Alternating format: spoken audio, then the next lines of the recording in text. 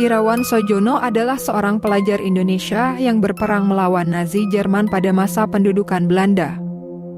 Tindakan berani dan pengorbanannya menjadikannya pahlawan yang diakui oleh Indonesia dan Belanda.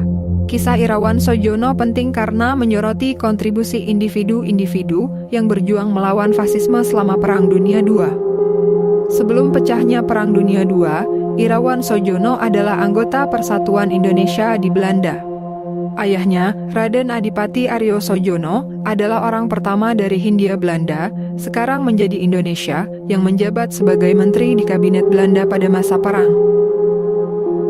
Pada masa pendudukan Nazi di Belanda, 1940 sampai 1945, Irawan bergabung dengan kelompok perlawanan bawah tanah bernama Binnenlandse Strijdkrachten, BDS, di kota Leiden. Di kalangan pejuang perlawanan Belanda, Irawan dikenal dengan sebutan Henk van de Bevrijding, pembebasan Hem. Dia bertanggung jawab menangani mesin cetak bawah tanah dan radio yang digunakan untuk mencegat siaran sekutu. Selain itu, Irawan juga merupakan anggota aktif kelompok perlawanan bersenjata Indonesia.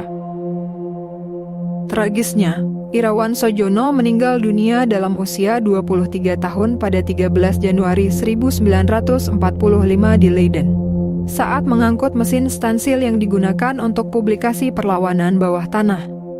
Ia ditemukan oleh Gestapo, polisi rahasia Nazi Jerman. Dalam upaya melarikan diri, Irawan ditembak dan dibunuh oleh Gestapo.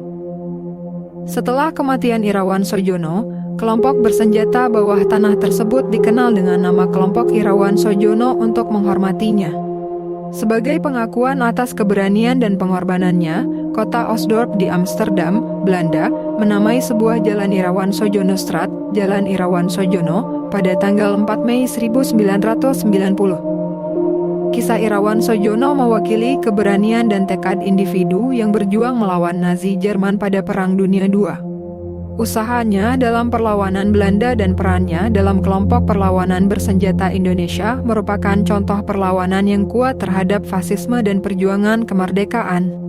Dengan memperingati kepahlawanan Irawan Sojono, kita menghormati kenangan mereka yang melawan penindasan dan kekejaman rezim Nazi.